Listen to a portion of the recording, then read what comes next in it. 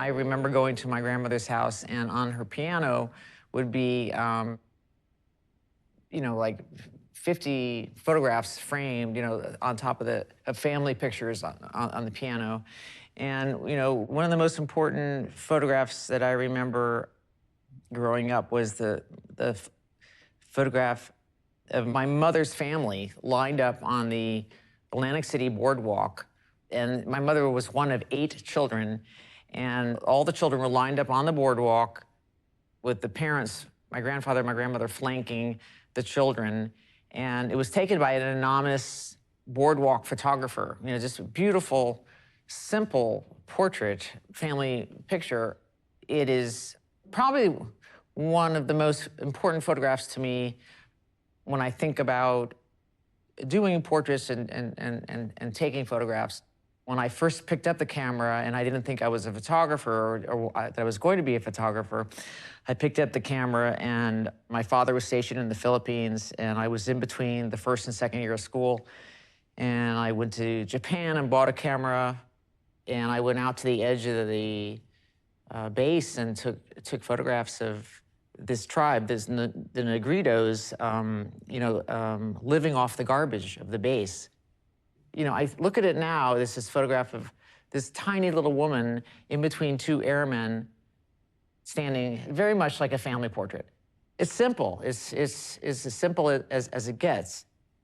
A person or people or a family presenting themselves in front of the camera, and it's been there since the beginning of photography. I didn't really start taking photographs until I went to school, to the San Francisco Art Institute as a painting major. I was trying to be a painter. I had this idea in my head that I would go to school at the Art Institute and get my BFA, and then go on over to San Francisco State and get my teaching credential. And I was a painting major, and the first semester I was here, I had a class with Fred Martin, who was teaching art history. And he made it quite clear that you could not be a teacher of art unless you were an artist. And I was very young, very impressionable, 17 years old, right out of high school. And that sort of blew everything for me, because I realized, oh my God, you mean I have to be an artist before I can actually teach? I think that the photography department was sort of a hotbed of communication and community and friendliness, and photographers had their photographs on the wall. And also, just think about it, photography just got you outside. It got you walking around, it got you out there. It's actually a wonderful medium for a young person to just go out and discover themselves and discover the world around them. And it gives them permission to go out and look and have a purpose and observe. I took a night class in photography, and what I found compelling about the photography classes was that you went out, you took photographs, you came back, and you put the photographs on the wall, and you discussed them. I mean, you printed them, usually printed them, developed them, and printed them the same day. And they would be on the wall. And can you imagine how, it's almost how current that is? It's not like it was 3 days later. It was like you went out and you shot and you came back, you went into the darkroom, you printed, and it was on the wall, and you were talking about it with your fellow students. And that was pretty powerful. So yes, we weren't being more or less directed of what to go out and photograph, but it came back in, onto the walls.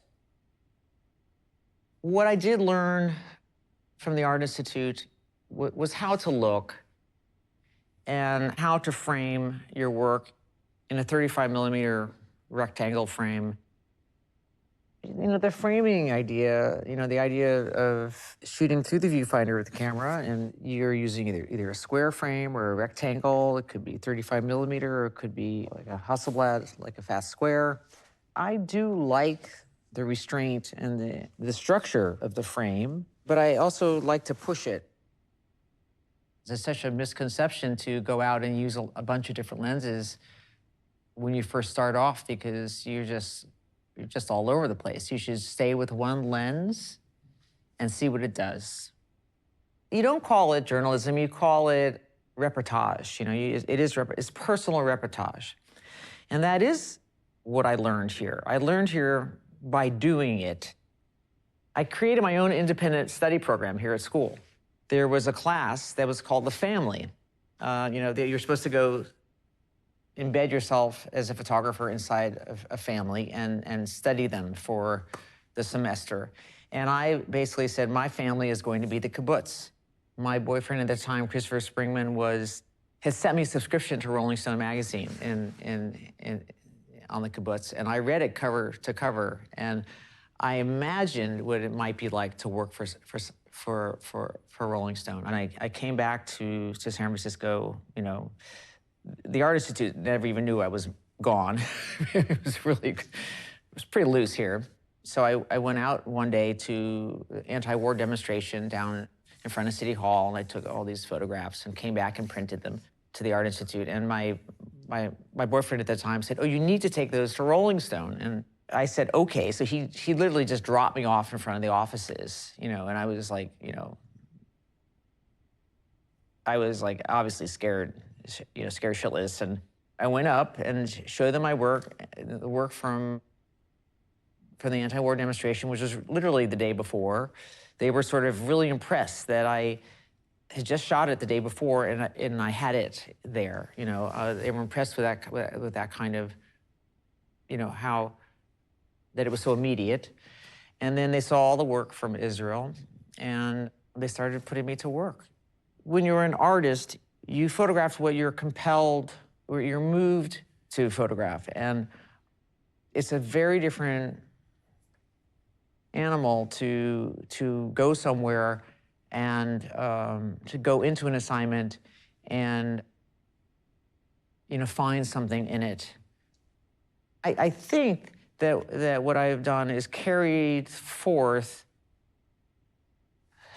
that idea of still looking for something that interests me. When you walk into each world that I walk into to take a photograph, I'm still thinking about what interests me, what is compelling to me as an image. And I think that was such an important idea to translate from school to the big work. To learn to trust what you see and find a way to tell a story find a way to tell the story that means something to you. The years at Rolling Stone, I had the opportunity to just work and photograph all the time. I had a camera with me all the time. You can't underestimate what it means to be young, to have all that energy, to be obsessed to the point of, you really have to go, out there on some level and not be afraid of it and just work. And it was my life. I mean, there were no two ways about it.